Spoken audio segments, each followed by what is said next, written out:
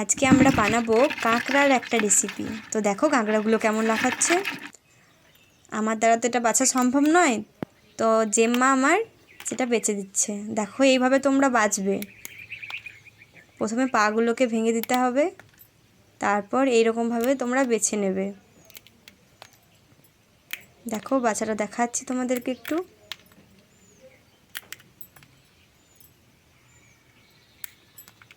উপরকার যে খোলার অংশটা থাকে সেটা তোমরা বাদ দিয়ে দেবে।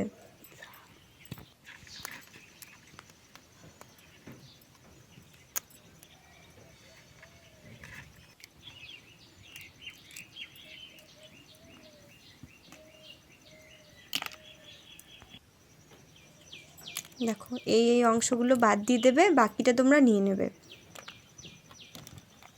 তো এক এক করে কাঁকড়াগুলোকে আমরা বেছে নিচ্ছি এরকমভাবে। দেখো কাঁকড়াগুলো বাছা হয়ে গেছে। এবার নুন হলুদ মাখিয়ে এটাকে গরম তেলে ভেজে নিতে হবে। তো তেলে এটা ভাজা হচ্ছে। আজ আমরা কি রেসিপি বানাবো সেটা তোমাদেরকে পুরো ভিডিওটা দেখতে হবে। কাঁকড়াগুলো ভাজা হয়ে গেছে, তুলে নিচ্ছি।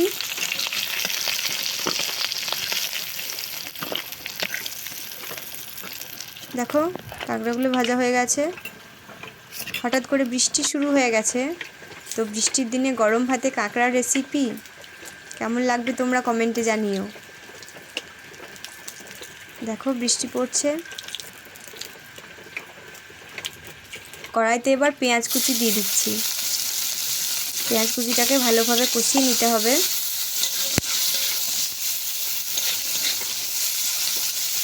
দেখো পেঁয়াজ কুচিটা ভালোভাবে ভেজে নিচ্ছি আমরা। এর মধ্যে তোমাদেরকে টমেটোর কুচি দিতে হবে। টমেটো কুচি আমরা কেটে রেখেছিলাম, টমেটোটাকেও ভালোভাবে কষিয়ে নিতে হবে। মশলার জন্য আমরা নিয়েছি আদা রসুন বাটা, জিরে বাটা। তো সব মশলাগুলো এক এক করে দিয়ে দেব। মশলাগুলো দিয়ে ভালোভাবে কষাতে থাকবো।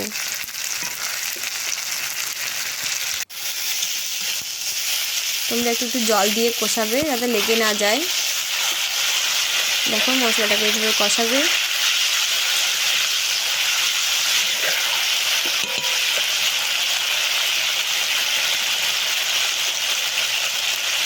তার মধ্যে আমরা হলুদ এবং লবণ দিয়ে দিলাম পরিমাণ মতো, আর একটু লঙ্কার গুঁড়ো দিয়ে দিলাম।